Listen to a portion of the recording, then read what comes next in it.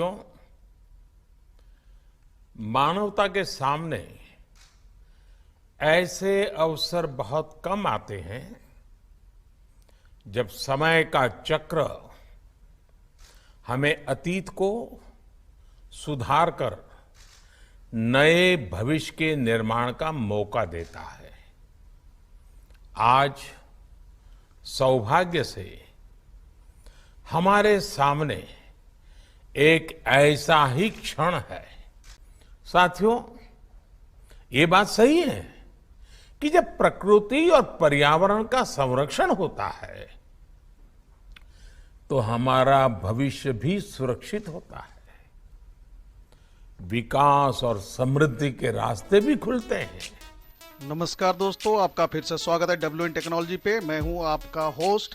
दोस्तों, पर्यावरण, वन एवं जलवायु परिवर्तन मंत्रालय के आंकड़ों के मुताबिक भारत में पिछले 5 साल में प्रति व्यक्ति बिजली की खपत में लगभग 170 किलोवाट सालाना बढ़ोतरी हुई है। साथ ही थर्मल पावर स्टेशन से होने वाले कार्बन उत्सर्जन में भी बढ़ोतरी दर्ज की गई है। मंत्रालय द्वारा पिछले सप्ताह संसद में केंद्रीय विद्युत प्राधिकरण के आंकड़ों के हवाले से बताया गया कि साल 2018-19 में भारत में प्रति व्यक्ति बिजली की खपत 1181 किलोवाट प्रति वर्ष हो गई है। साल 2014-15 में यह 1010 किलोवाट प्रति वर्ष थी। हालांकि भारत में बिजली की खपत यह स्तर विकसित देशों की तुलना में काफी कम है। मंत्रालय ने बताया कि विश्व बैंक की रिपोर्ट के अनुसार 2014 में अमेरिका में बिजली की प्रति व्यक्ति प्रति वर्ष खपत जो है वो 12,994 किलोवाट थी, जबकि ब्रिटेन में यही 5,130 किलोवाट प्रति व्यक्ति प्रति वर्ष और चीन में यही प्रति व्यक्ति प्रति वर्ष जो है वो 3,927 किलोवाट प्रति व्यक्ति होता है। बिजली की खपत में वृद्धि के आधार पर तापीय बिजली घरों की विद्युत उत्पादन क्षमता में इजाफे के कारण कार्बन उत्सर्जन की मात्रा में भी साल दर साल बढ़ोतरी हो रही है। मंत्रालय ने केंद्रीय प्रदूषण नियंत्रण बोर्ड के आंकड़ों के आधार पर बताया कि देश के तापीय बिजली घरों की सालाना विद्युत उत्पादन क्षमता 2016 में 1,85,172 मेगावाट थी, जो कि मार्च 2019 में बढ़कर 1,94,444 मेगावाट हो गई है। इन संयंत्रों की स्थापित क्षमता 2017 में 1,92,162 मेगावाट और 2018 में 1,97,171 मेगावाट थी।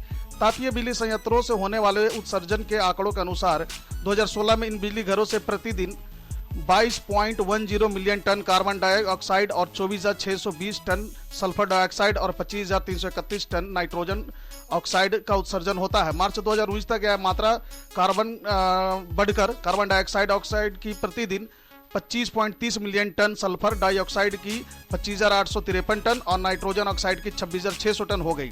बिजली संयंत्रों से कार्बन उत्सर्जन में कमी लाने के प्रयासों की जानकारी देते हुए मंत्रालय ने बताया कि उत्सर्जन मानकों के पालन की बोर्ड की केंद्रीय और राज्य आधार पर अत्यधिक प्रदूषणकारी उद्योगों की निगरानी भी शुरू की गई है। इसके तहत 14 जून 2019 तक 592 औद्योगिक इकाइयों के निरीक्षण के आधार पर मानकों का उल्लंघन कर रही इकाइयों के खिलाफ कानूनी कार्रवाई की गई है। आखिर इनका सॉल्यूशन क्या है? जाहिर सी बात है कि बिजली के बिना यह फैक्ट्री या इंडस्ट्री नहीं चल सकती और बिजली पैदा होगी तो जाहिर सी बात है कि पॉल्यूशन भी पैदा होंगे।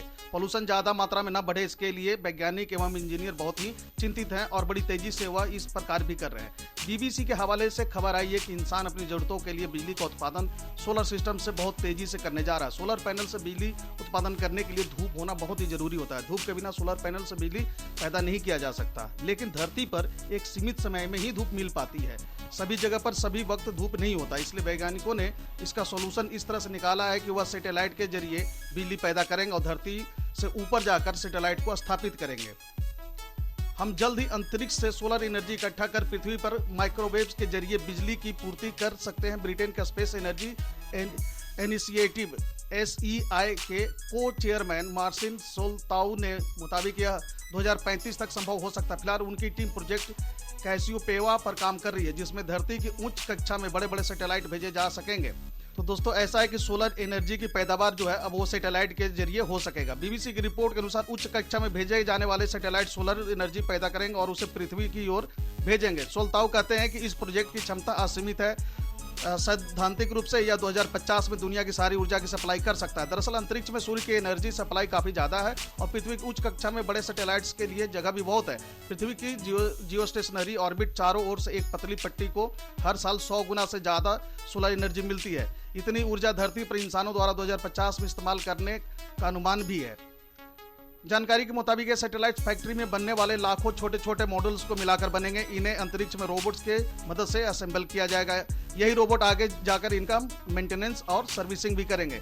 सैटेलाइट सोलर एनर्जी के हाई फ्रीक्वेंसी रेडियो वेव्स में बदलकर उन्हें एंटीना के जरिए धरती पर भेजेंगे। इसके बाद इन रेडियो वेव्स को बिजली में कन्वर्ट किया जाएगा। हर सैटेलाइट 2 गीगावाट बिजली प्रोड्यूस करने में सक्षम होगा। धरती पर सूरज की रोशनी बिखर कर आती, लेकिन स्पेस में ऐसा नहीं होता है। अमेरिका की एयर फोर्स रिसर्च लेबोरेटरी यानी AFRL भी कुछ इसी तरह की टेक्नोलॉजी पर काम कर रही है। इस प्रोजेक्ट का नाम space solar power incremental demonstration एवं रिसर्च है। इसमें सोलर सेल्स को बेहतर करना और सोलर एनर्जी को रेडियो वेव में बदलकर उससे बिजली का उत्पादन करना शामिल है। में चीन भी कहां पीछे रहने वाला था। चीन अपने स्पेस स्टेशन पर 2028 तक लगाएगा सोलर पावर प्लांट, वहां से धरती पर भेजेगा बिजली। अमेरिका ब्रिटेन दोनों को पीछे छोड़ते हुए चीन ने अपने स्पेस स्टेशन पर सोलर पावर प्लांट लगाने की घोषणा कर दी है। चीन अंतरिक्ष से पृथ्वी पर बिजली भेजने की तैयारी कर रहा है। अगर वह इस काम में सफल हो जाता है तो ऐसा करने वाला पहला देश होगा। इस महत्वाकांक्षी प्रोजेक्ट का पहला चरण अपने शेड्यूल टाइम से 2 साल पहले यानी कि 2028 में शुरू कर दिया जाएगा। यह घोषणा करके चीन ने अमेरिका ब्रिटेन दोनों को पीछे छोड़ने का मन बना लिया है। तो दोस्तों, इस वीडियो में बस इतना ही। बाकी इसी तरह के और भी इन्फॉर्मेटिव वीडियो देखते रहने के लिए बने रहे हमारे साथ। अगर आपने अभी तक हमारे इस चैनल को सब्सक्राइब नहीं किया तो आपसे आग्रह है कि प्लीज़ मेरे चैनल को सब्सक्राइब करें और अपने दोस्तों को भी शेयर करें। Thank you, God bless you.